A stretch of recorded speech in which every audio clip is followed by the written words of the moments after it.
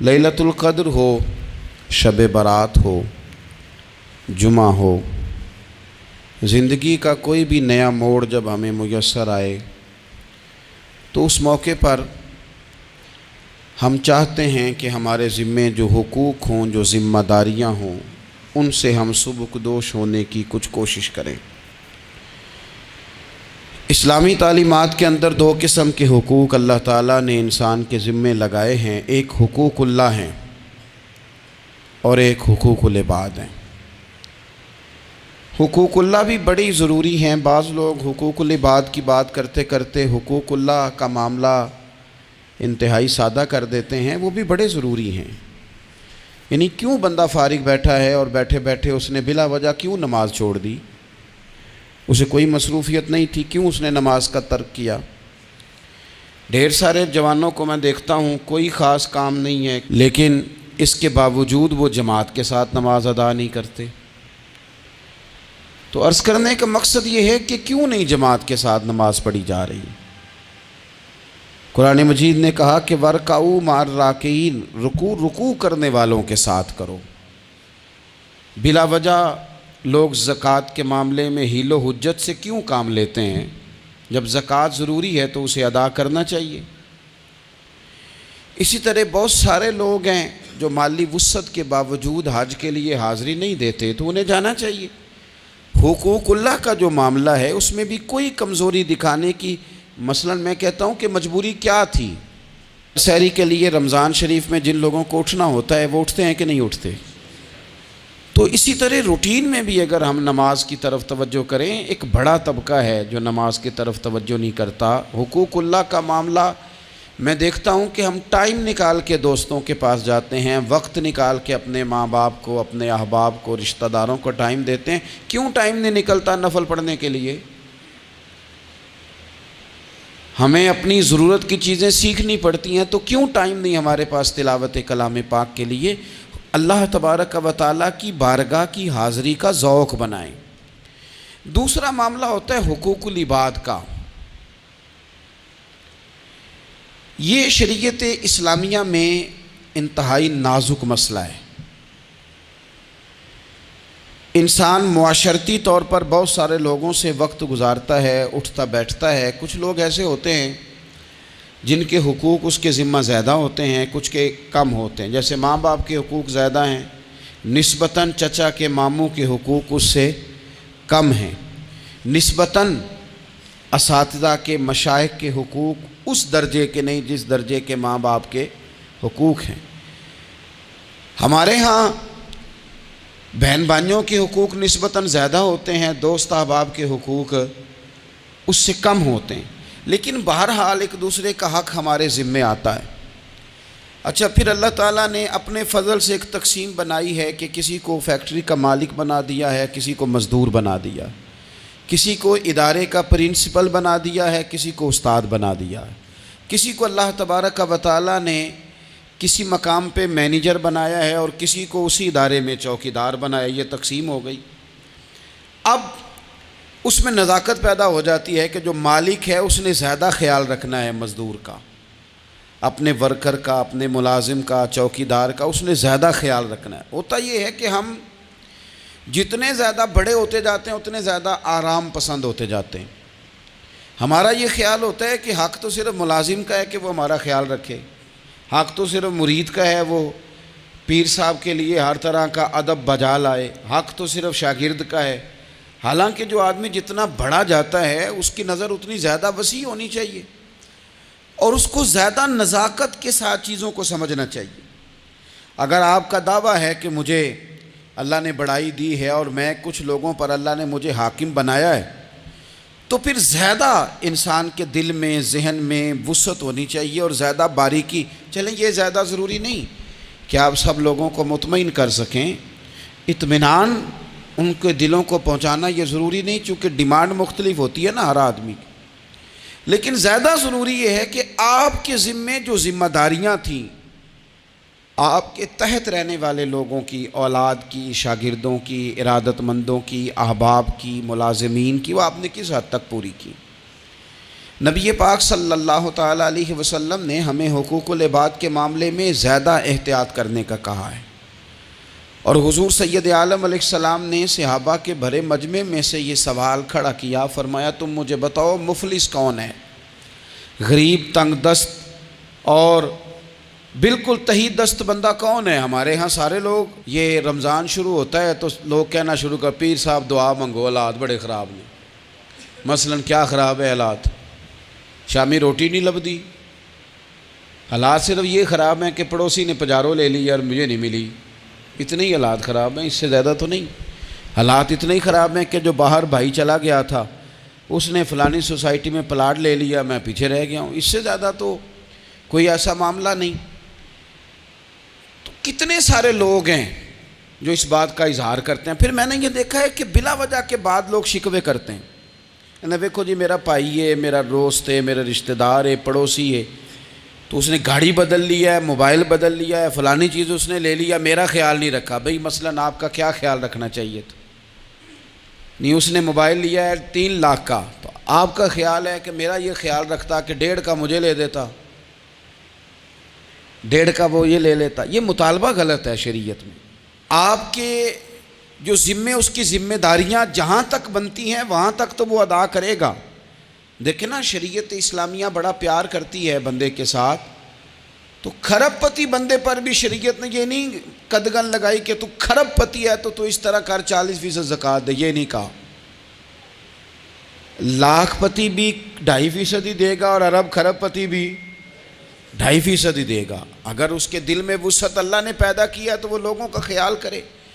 تو حقوق العباد کے معاملے میں بعض تو ہمارے مطالبات ہیں جو مطالبے سرے سے درست نہیں، سرے سے ٹھیک نہیں، لیکن جو بعض اوقات ہمارے وجود سے، لہجے سے، آنے جانے سے ٹھیس پہنچ جاتی، میں پرسنلی بعض چیزوں کو نوٹ کرتا ہوں اور مجھے ان کا بڑا خیال رہتا ہے۔ میں محسوس کرتا ہوں کہ نہ چاہتے ہوئے بھی ہمارے رویے سے بعض لوگوں کو تکلیف ہوتی ہے، نہ چاہتے ہوئے۔ تو حقوق العباد کے مسئلے میں ہم زیادہ کمزور ہو جاتے ہیں۔ آج یہ سوچنا ہے کہ وہ جو میری ذمہ داریاں ہیں، جو شریعت نے، دین نے، اسلام نے، اور کچھ میں نے خود کہیں شاگرد بن کر، کہیں ارادت مند بن کر، کسی جماعت کا ممبر بن کر، کسی مسجد کی ذمہ داری لے کر، کسی ویلفیئر کام کی ذمہ داری لے کر، کسی غریب کی ذمہ داری لے کر، کسی مزدور کی ذمہ داری لے کر، جو میں نے اپنے اوپر خود چیزیں ضروری قرار دے لی ہیں، میں ان میں کہاں تک کامیاب ہو سکا ہوں۔ اپنی ذمہ داریوں کا حضرت معاویہ بن خدیج رضی اللہ تعالیٰ عنہ ایک صحابی ہیں، وہ فرماتے ہیں کہ مجھے حضرت عمر نے کہیں بھیجا تھا جہاد کے لیے، تو میں وہ کامیابی کی خبر لے کر دوپہر کو لوٹا۔ تو عرب شریف کے اندر چونکہ گرمی زیادہ ہوتی ہے، میں نے مناسب نہیں سمجھا کہ میں حضرت عمر کو دوپہر کو جگا کے خبر دوں کہ حضور بے فکر ہو جائیں، اللہ نے کامیابی دے دی۔ میں نے شام ہونے کا انتظار کیا، یہ ان کے اچھے اخلاق کی علامت، اعلیٰ ظرفی کی بات بتا رہے ہیں۔ کہتے میں نے شام ہونے کا انتظار کیا، مغرب کے وقت یا عصر کے وقت میری ملاقات ہوئی، تو میں نے حضرت عمر سے کہا کہ حضور الحمدللہ اللہ نے کامیابی دے دی، جس مہم پہ آپ نے بھیجا تھا وہ اللہ کے فضل سے اس مہم سے کامیابی ہو گئی۔ تو حضرت عمر فرمانے لگے دیر سے کیوں آئے؟ مجھے تو امید تھی کہ تم سرے دوپہر آ جاؤ گے۔ میں نے کہا حضور میں دوپہر کو ہی گیا تھا، دوپہر کو ہی گیا تھا، پر سوچا کہ آپ آرام میں ہوں گے۔ کیا جواب ہے، اور کیا اس جواب کے اندر بہت سارے لوگوں کی ترجمانی ہے۔ حضرت عمر فرمانے لگے آرام کرتا تھا میں، پر وہ دور گزر گیا، اب تم دوپہر کی بات کرتے ہو، اب تو رات کو بھی کم ملتا ہے۔ وہ تھا ایک دور، اب جب اپنے ذمے خود ذمہ داریاں زیادہ لے لی، اب کیا پتا کہ کوئی کہاں سے چل پڑا ہے تجھے ملنے کو۔ وہ دور گزر گیا جب تو سوتا تھا، من چاہی زندگی بتاتا تھا، اب تو نے خود یہ فیصلہ کیا ہے۔ اب تو میں بھائی تم دوپہر کی بات کرتے ہو، میں تو رات کو بھی گشت کرتا ہوں کہ کوئی ضرورت مند تو نہیں، کوئی حاجت مند تو نہیں۔ تو جو ہمارے ذمہ داریاں ہیں ان میں نازک حد تک، امام بہقی روایت لائے ہیں، ایک صحابی تھے جو حضور کو ہنسایا کرتے تھے، حضور کو ہنساتے تھے، نبی پاک کو بڑے پیارے تھے۔ اس طرح کے بھی کچھ بندے ہونے چاہیے۔ اس طرح کے بھی کچھ بندے صحابہ کرام علیہم رضوان فرماتے ہیں جب حضور غم امت میں پریشان ہوتے تھے تو ہم منتظر ہوتے تھے کہ کبھی وہ ہنسانے والا آج آ جائے نا، دو چار باتیں ایسی کر جائے نا ہنسانے والی تو معاملہ ٹھیک ہو جائے۔ کچھ لوگ ایسے ہوتے ہیں جن کو دیکھ کے ہی چہرے پر تازگی آ جاتی ہے، مثل تعویذ ہوتے ہیں نا کچھ لوگ، وہ جب بھی ملتے ہیں شفا ہوتی ہے۔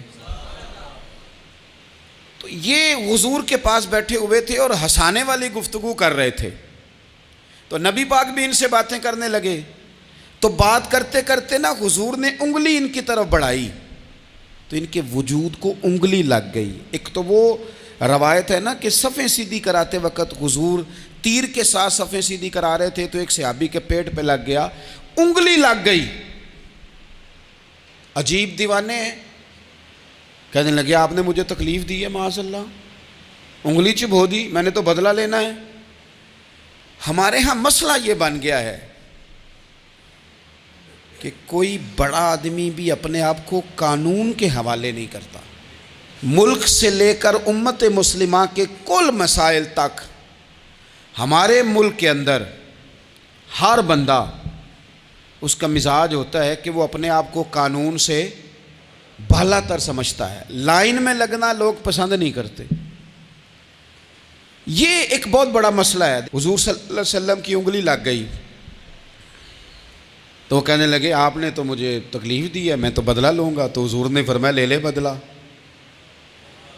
اپنے آپ کو قانون کے حوالے بڑا آدمی جب کرتا ہے تو قانون کی عزت بڑھتی ہے، قانون کا وقار بڑھتا ہے، سوسائٹی کے اندر پھر طاقتور قانون ہو جاتا ہے۔ لیکن جب غریب آدمی کے لیے قانون اور ہو اور امیر کے لیے قانون اور ہو تو اصل معاملہ تو قانون کی بالادستی کا ہے، آئین کی پاسداری کا ہے، اصولوں پہ کھڑے ہونے کا ہے۔ تو نبی پاک صلی اللہ تعالیٰ علیہ وسلم سے کہا کہ میں، حضور نے فرمایا لے لو بدلہ، یہ حقوق العباد کی نزاکت عرض کر رہا ہوں، لے لو بدلہ۔ انہوں نے کہا جی پیٹ سے کپڑا ہٹائیے، تو حضور نے پیٹ سے کپڑا ہٹا دیا۔ تو بڑے دیوانے آدمی تھے، انہوں نے امت کو بتانا تھا کہ کچھ اس طرح کے رنگ بھی ہوتے ہیں محبت کرنے کے لیے، الٹی ہی چال چلتے ہیں دیوان گانے عشق، آنکھوں کو بند کرتے ہیں دیدار کے لیے۔ اس طرح بھی کبھی کبھی ہوتا ہے۔ کپڑا حضور نے ہٹایا تو انہوں نے نبی پاک کے جسم نور کو چومنا شروع کر دیا، کہنے لگے دن بڑے ہو گئے تھے، موقع نہیں کو بن رہا تھا، تو چلو یہ ایک موقع ملا ہے، حضور آپ کو کسی کے ساتھ زیادتی کر سکتے ہیں تو میں تو موقع تلاش کر رہا تھا۔ اور میرے بھائی نماز کا بھی موقع تلاش کرتے تھے صحابہ، جہاد کا بھی موقع ڈھونڈتے تھے، پر محبوب سے محبت کا بھی موقع ڈھونڈتے تھے۔ کبھی کبھی نا محبت کا بھی تو موقع نرے خشک نہیں نہ ہو جانا چاہیے۔ نہ علماں وچ پھسا سانو تو یار دی گل سنا سانو، اوتھے علم دا سکہ نہیں چلدا جتھے عشق ہوراں دا ڈیرا ہے۔ تو کبھی ادھر بھی ہیں حقوق العباد کے معاملے میں نزاکت۔ اور پھر جو آیت میں نے قرآن پاک کی پڑھی، ایک تو یہ ہے کہ آپ لوگوں سے معافی لے، معافی مانگے۔ ہمارے ہاں نا معافی کا مزاج، قبول کریں جب کوئی بندہ معافی طلب کرے تو معافی، ہمارے ہاں معافی مانگنے کا رواج میں آپ یقین کریں سرے سے ہے ہی نہیں، بلکہ الٹا لوگ چڑھائی کر جاتے ہیں، کہتے ہیں اوہو تم نے معافی مانگ لی ہے تو معاملہ ہی ختم ہو گیا۔ اور جو آدمی، میں بڑے زمانے سے کہہ رہا ہوں کہ میرے ملک میں ایک رواج بنتا جا رہا ہے، جس کی زبان جتنی زیادہ سخت ہوتی ہے اس کا عروج اتنا زیادہ ہوتا ہے۔ جو تھوڑا سا شرافت کا مظاہرہ کرے لوگ اسے بزدل سمجھ لیتے ہیں۔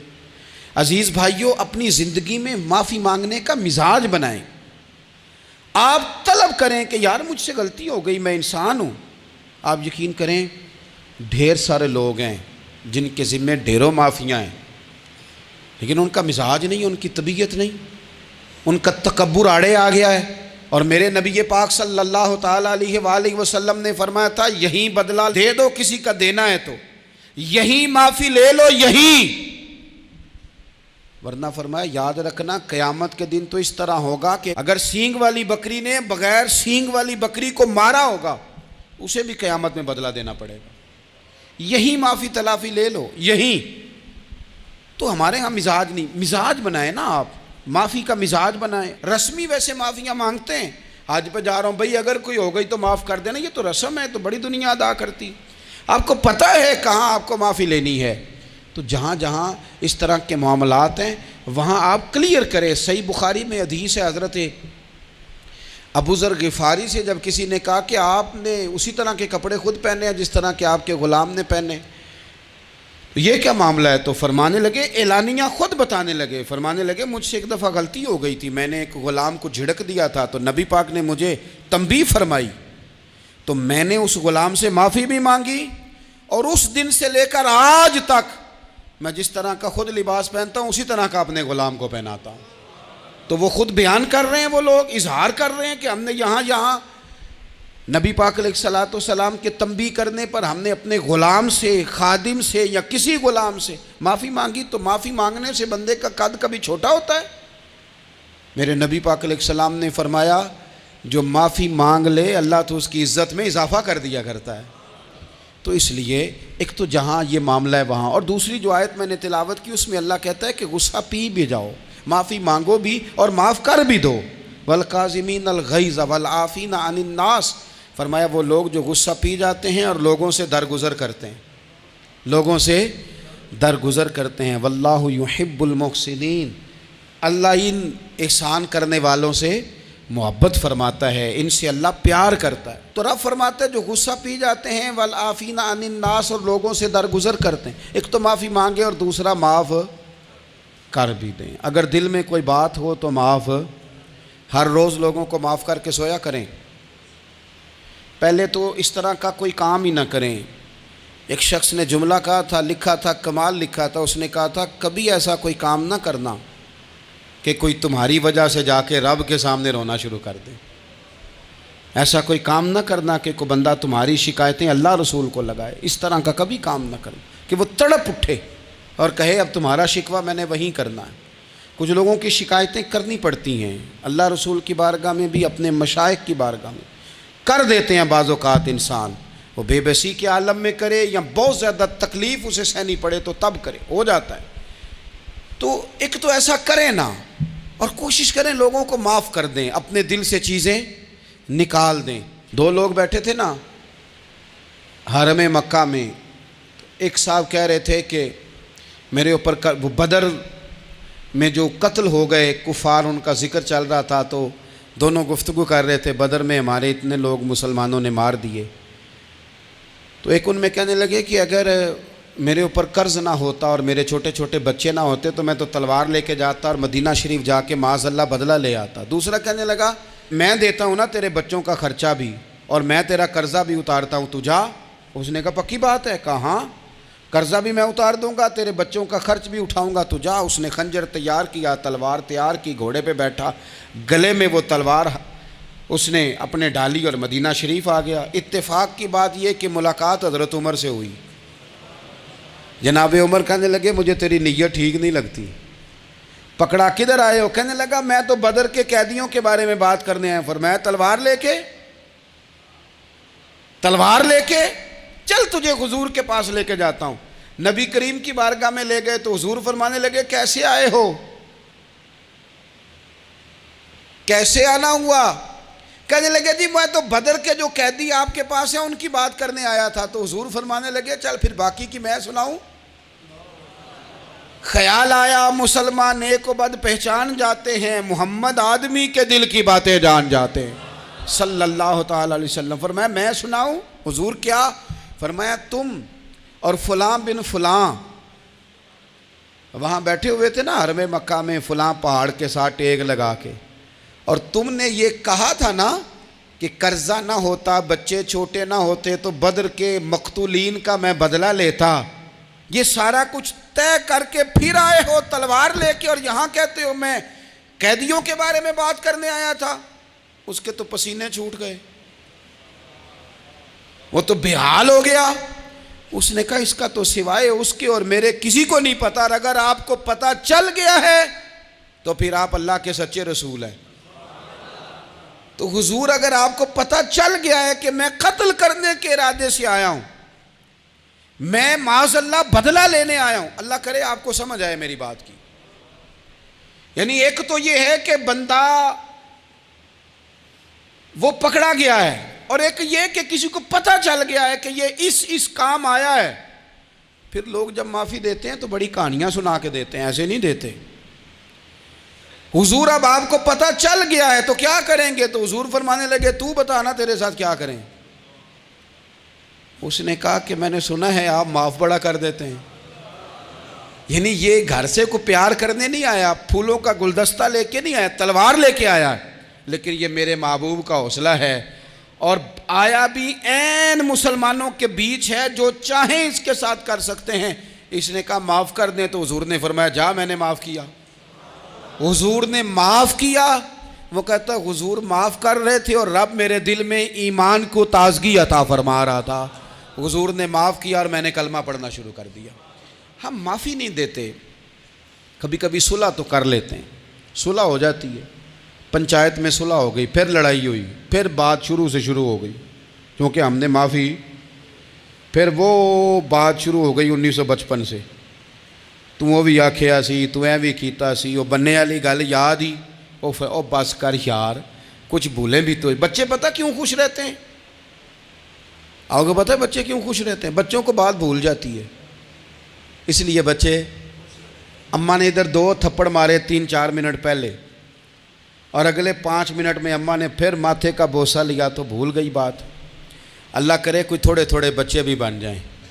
یہ جو بہتے سیانے ہیں نا، ان کا بھی اللہ ہی حافظ ہے، عقل زیادہ آ گئی ہے نا۔ اس لیے اقبال جیسے لوگوں نے کہا تھا خرد کی گتھیاں سلجھا چکا ہوں، یا رب مجھے صاحب جنوں کر دے، صاحب جنوں کر دے، صاحب اللہ کوئی تھوڑا سا مجھے مجنون بھی بنا۔ یہ زیادہ عقل تو کسی کام کی رہی نہیں، پاگل کر دی، پاگل کر دی۔ بہت سارے لوگ ایسے ہیں زیادہ سمجھدار ہوتے ہیں، لہذا معافی دینے کو تیار، معافی دیں۔ جب کوئی معافی کا مطالبہ کرے تو اسے معافی، سب سے مشکل کام ہوتا ہے لمبی لسٹ والے دشمن کو معاف کرنا۔ لسٹ جس کی لمبی ہو نا غلطیوں کی، ایک آدھ غلطی تو معافی ہو جاتی ہے۔ کچھ لوگوں کی لسٹ بھی بڑے، کچھ عادی مجرم بھی ہوتے ہیں، لسٹ لمبی ہوتی ہے، ان کو معافی دینا بھی تھوڑا سا مشکل ہوتا ہے۔ لیکن کمال بھی یہ ہے کہ جس کی لسٹ لمبی ہو اسے یک جنبش قلم بندہ معاف کر دے، کو چھٹی ہو گئی، جا تجھے معاف کیا۔ اور یہ ہمیں کیوں کرنا چاہیے کہ میرا رب بھی ایسے کرتا ہے، میرا رب بھی ایسے، وہ گنواتا تو نہیں نا، یہ بھی کیا، یہ بھی کیا، یہ بھی کیا۔ حضور فرماتے ہیں، ذرا سننا حدیث، حضور فرماتے ہیں کچھ لوگوں پہ اللہ کرم کی چادر ڈال کے نا قیامت والے دن، یہاں بھی اس نے پردہ رکھا تھا تو وہاں بھی کرم کی چادر ان پہ ڈلے گی، تو اللہ فرمائے گا یہ گناہ کیے تو چھوٹے چھوٹے گناہ اس کے گنوائے جائیں گے، یہ اب وہ ڈرے گا، چونکہ پتہ تے سارا ہے نا سردار نو کیتیاں دا، اب وہ ڈرے گا، چھوٹے چھوٹے گناہ اس کے گنو، تو اس کا خیال ہے بڑے بڑے بھی نہ سامنے آ جائیں، چھوٹی چھوٹی غلطیاں اس کی گنوائی جا رہی ہیں، جو ڈر رہا ہے، کانپ رہا ہے۔ قربان جائیں نبی پاک کے لفظوں پہ، کچھ گلاں اجیاں نے قرآن پاک اجیاں نے، یہ نا میری دادی کہا کرتی تھی، میری اماں کہا کرتی تھی، اے کچھ کام اجائے نے، کچھ گلاں اجیاں نے کہ اتنے دل کردہ صفحہ بند ہو جانا ہے تو معافی ہو جانی، یعنی ختم ہے یہ بات، اس سے آگے کسی نے سوال پوچھنا ہی نہیں۔ چھوٹے چھوٹے گناہوں کا اللہ تذکرہ فرمائیں، یہ کیا یہ کیا یہ کیا، یا اللہ ہو گیا۔ اب بندہ ڈر رہا ہے کہ بڑے بڑے بھی سامنے آ جائیں گے، لیکن چھوٹے گناہوں پہ ہی فل سٹاپ لگا کے نا، تو رب فرمائے گا یہ جو تیرے گناہ ہیں نا، اس کے بدلے تجھے نیکیاں دی جا رہی ہیں، تو نے سچی توبہ کی تھی تو ان گناہوں کو بدل کے نیکیاں بنایا جا رہی ہیں۔ پہلے ڈر رہا تھا، حضور فرماتے ہیں، اب فٹافٹ بول پڑا، کہنے لگا یا اللہ میں نے تو بڑے بڑے بھی کیے ہیں، یعنی اگر چھوٹوں کی نیکیاں بن گئی ہے تو وہ پاپ کدھر ہیں، بڑے بڑے وہ میرے کدھر ہیں۔ کریم یہ بات کر رہے ہیں اور صحابہ رو رہے ہیں، میں نے تو بڑے بڑے بھی کیے ہیں، بڑے بڑے کدھر ہیں۔ اللہ تعالیٰ بندوں کو معاف فرماتا ہے، رب اپنے بندوں کو وہ معاف کرتا ہے۔ اگر اللہ معاف نہ کرے تو جتنے جرم ہمارے رب کو ہمارا پتہ ہے، بتاؤ سویرے روٹی ملے، سانس ملے، شعور قائم رہے، جب مالک اتنا معاف کرتا ہے تو ہم اس کے بندوں کو کیوں نہیں معاف کرتے؟ کر دیں معاف۔ پکے لوگ کھڑے تھے، پکے دشمن کھڑے تھے فتح مکہ کے دن حضور کے سامنے، اور کچھ لوگ ایسے ہوتے ہیں جن سے امید نہیں ہوتی اپنے ہوتے ہیں کہ یہ والا جملہ، اور بندہ کہتا ہے یار تجھے تو نہیں نہ کہنا چاہیے تھا، کوئی اور کہتا مجھے، کہتے ہیں۔ یہ نہ سمجھیں کہ لوگ کہتے نہیں، کہنے والے